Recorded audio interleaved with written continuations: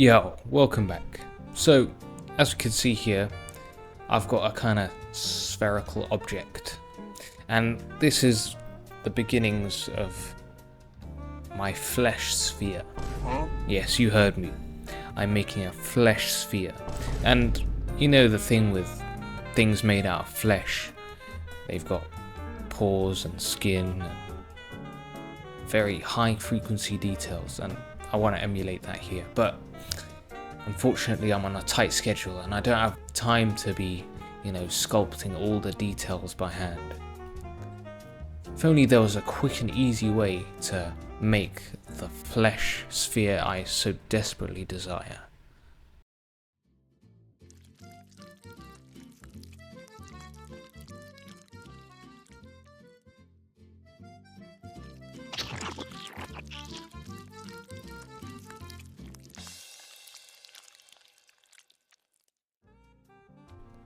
So, the tool that we're going to be using to achieve this economical high frequency detail is alphas. So, if we can see where my mouse is pointing at the bottom right, there's this black and white and grey image, and this is just a way to displace the geometry, as we can see here. Just drag this detail out. Usually when people talk about alphas, they're usually referring to pictures or scans that people have taken of actual integument, like human skin, then converted it into black and white, and then dragged and dropped it onto the sculpt.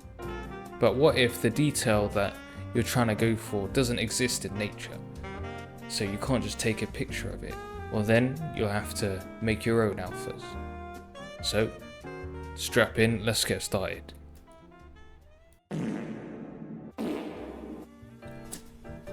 get started on actually making your design, import a plane, add a multi-resolution modifier, simple subdivide it a few times, however many you need for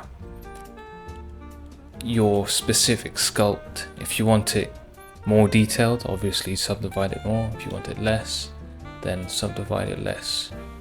Then go to the sculpt tab and then just start carving away. Whatever you sculpt here will be projected onto whatever model you use the alpha for. Alright, next step. So, if you look at the screen here, you can see I'm starting off with, the bigger shapes, and then I'm slowly honing in on the detail. For this alpha, I was going for a extraterrestrial alien look, like alien skin, like alien monster skin, and as you'll see, it gets more and more grotesque. But obviously, with your alpha, you could do whatever you want. You could do scales, you could do skin like I'm doing, you could do like scratches on leather, the viewport is your oyster. And because it's skin, I just put some subsurface on it just so I would kind of know how it would look on the actual model. Hey, if you're still here, don't be cheeky, like and subscribe.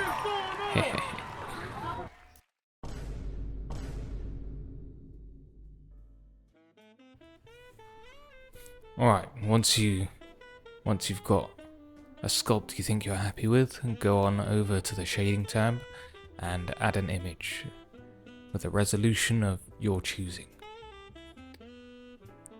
Go ahead and name it. And then we're going to add a bump node. Then let's just connect it.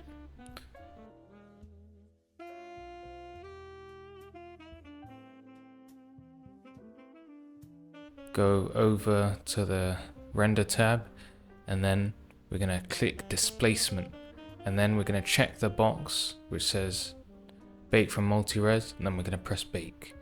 Then in a few seconds we should see our scrumptious detail.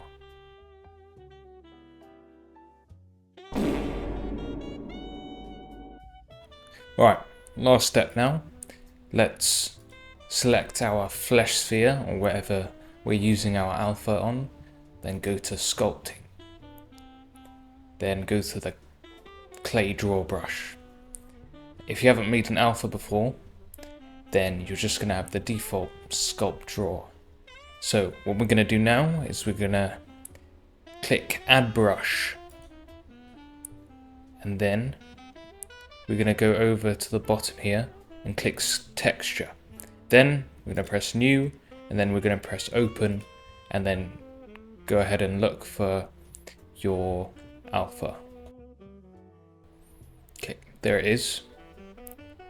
Now we go back up to the tool tab, and then we go under texture, we go tiled, and then change it from tiled to area plane. Then we can go down, then instead of space we're gonna click anchored on the stroke menu, and then after we've done all that, we can see we've got our beautiful texture. If we can see here, the texture kind of makes a hump as well as projecting the geometry. If you don't want that, then all you have to do is go to the texture tab and go to the sample bias, and then change this and see which works best for getting like a flatter result. So let's try a negative value. That makes it worse. So then let's try a positive value. 0.5 should be good. And then as we can see, it doesn't like protrude as much. And then we can even crank that up a bit. 0.8. And then it's completely flat. Alright, so that's how we install our alphas. You can go off and, have your fun. I'm going to hang around here a bit and demonstrate the extraordinary power of these alphas. So stick around if you want to see the completion of the flesh ball that we made at the start.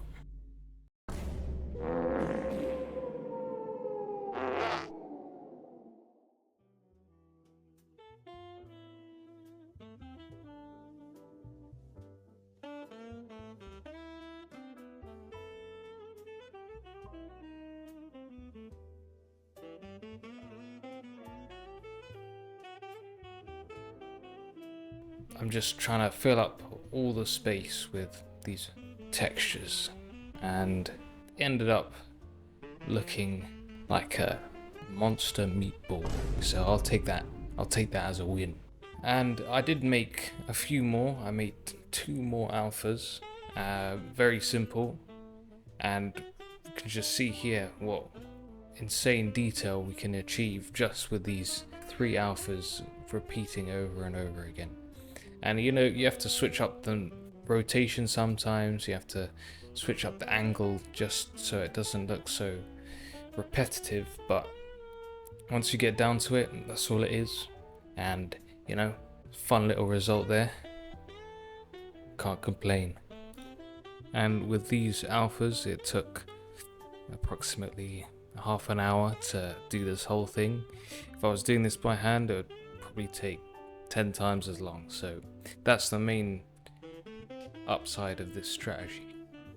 But usually people use these alphas for very, very fine detailing. So they'll go in by hand and do the bigger tertiary and secondary shapes, and then they'll go in with a skin alpha or a scale alpha and then just do the very fine details with these repeating textures.